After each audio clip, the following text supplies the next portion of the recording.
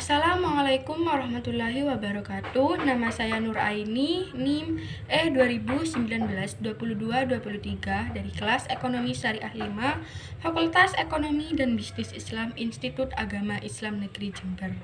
Video kali ini saya akan menanggapi video yang telah diberikan oleh Bapak Dr. Abdul Wadud Nafis LC.MEI selaku dosen pengampu mata kuliah Peradaban Islam Nusantara.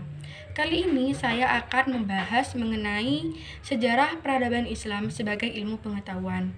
Mengapa sih kita sangat penting mempelajari sejarah peradaban Islam sebagai ilmu pengetahuan?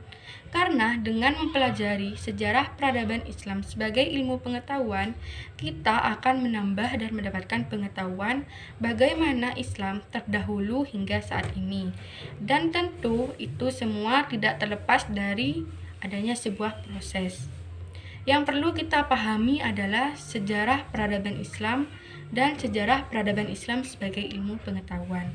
Apa sih sejarah peradaban Islam itu?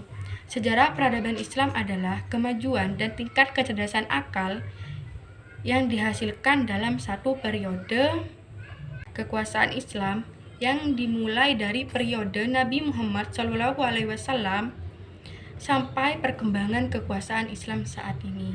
Selanjutnya, pengertian ilmu pengetahuan. Tentu kita sudah tidak asing lagi mendengar kata ilmu pengetahuan. Apa sih pengertian ilmu pengetahuan? Ilmu pengetahuan adalah deretan konsep dan skema konseptual yang berhubungan satu sama lain sebagai hasil eksperimen serta observasi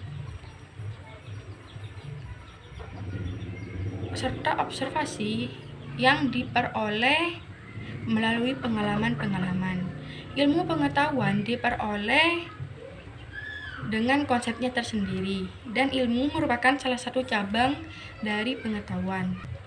Sejarah peradaban Islam dapat dikatakan sebagai ilmu pengetahuan karena telah memenuhi kriteria-kriteria ilmu pengetahuan. Di antaranya, yang pertama, memiliki objek yang jelas. Yang kedua, memiliki metode tertentu. Yang ketiga, disusun secara sistematis. Yang keempat, menggunakan pemikiran yang rasional. 5, kebenarannya bersifat objektif. Dan yang keenam, memiliki tujuan.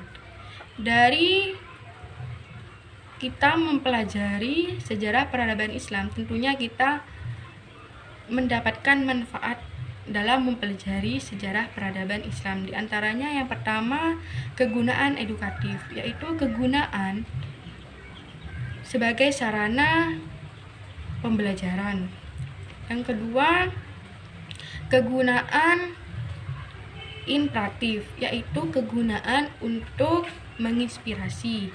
Dan yang ketiga, kegunaan rekreatif, yaitu kegunaan sebagai sarana kreasi. Mungkin hanya itu yang dapat saya sampaikan. Kurang lebihnya mohon maaf. Wabillahi taufik wal hidayah. Wassalamualaikum warahmatullahi wabarakatuh.